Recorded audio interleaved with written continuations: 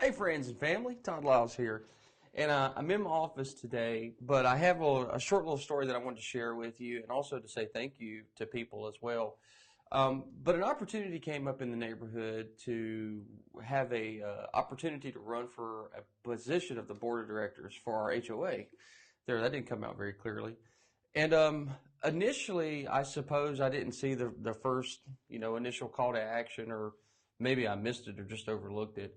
But then it came to my attention, and I thought, this could be kind of fun. This could be kind of fun to run for, a position that I think 213 houses roughly vote on. So I threw my hand up and said, "Yeah, I'll do it. I know I'm kind of late to the game, but sure, I'll do it. Let's see what can happen." There was only one other person that was running. And my initial thought was there's a couple things that I'd like to get done. I would like to see some improvements to our community center, and that's the biggest thing. For the most part, I feel like we live in a really great neighborhood. For the most part, it's super friendly. People are nice. But some of the things that I learned is that there's a lot of history in any sort of political scene. Now, this is small time politics. This is, 213 homes and, people that live in there. Really, really small time politics. But even in small time politics, I found out that people can get really super passionate, and you got to listen to that passion, and you got to realize that it's coming from someplace. And there's always two sides of it. Now, I'm not going to get into any of the background passions that were involved there, because what I want to do is I want to unpack some of the lessons that I picked up from it from a positive standpoint and just share them with you.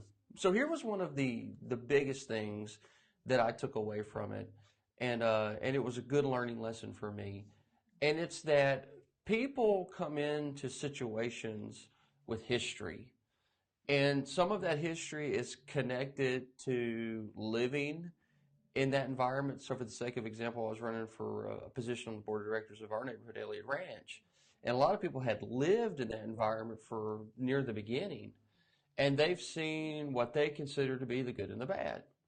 And then there's people that move into political systems, whether this is literally a political system or whether it's you at a new place of work, that have no real ties to the old history. They've only got ties to their history. And that was kind of like what it was for me. I had ties to the old neighborhood that I lived in, which I liked, but there were a lot of things about the old neighborhood that I didn't feel like were, great for our family, which is one of the reasons why we moved into this one. So for me, when I moved to this one, my whole thought process is I just want to continue to do things that are good for young families and communities, assuming that that's naturally, just what most everybody would desire. And I think most people do desire that. But there's people that have been there from the beginning that have legitimate gripes about things that didn't go well, that might have resistance to that because they're fearful that promises may not be kept or what have you.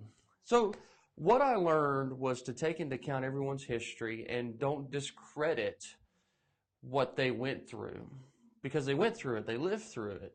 And even though I might not have lived through it, they lived through it. So I learned that lesson.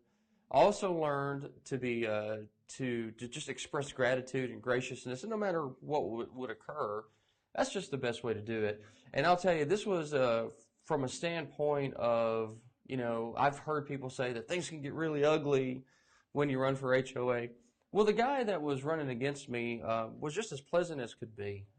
His name was David, just a pleasant guy. He actually wrote me several messages and was just really pleasant. Now, I could imagine, as with anybody, that if that wasn't reciprocated back, he could possibly be unpleasant. I could be unpleasant. But we chose to take that approach, and we chose to look at it like, no matter which one of us won, it was the idea of we want to make the community as great as it can be. And that was sort of an interesting thing, right, where you get two people kind of aligned on the same concept of let's make this community as safe and as friendly, keep our property values as high as we can. And then there's a few other things that we might not 100% align on, but the real big, most important stuff we do align on. And we kept our focus on that and kept our focus on being positive. And overall, it was a great experience. So if you have a chance to run for small position, office, whatever the case may be, I wouldn't take how you're going to, run your election and win based off me. I did win, but it was by a very small margin, as I understand. But I will tell you this: I don't have a bad taste in my mouth, and hopefully, I don't think that my opponent does either, because we spent time together, we visited with each other, and I don't feel like I'm going into this new position with battles to fight against the people that might not have voted for me, and that's an important thing. So as all things, guys, whether I'm coming to you personally or professionally, it's just about living this life, looking around, and saying, what are the lessons that we have learned, and how can we turn that into some way of earning in our life, whether that's earning income or whether that's earning friendships. But earning is basically about increasing, and that's my whole life motto: turn learning into earning. I've haven't learned, and it's cost me money before, and time and energy, but now I just want to turn learning into earning, and that's the whole message here. And I hope you're doing great. We'll talk to you soon.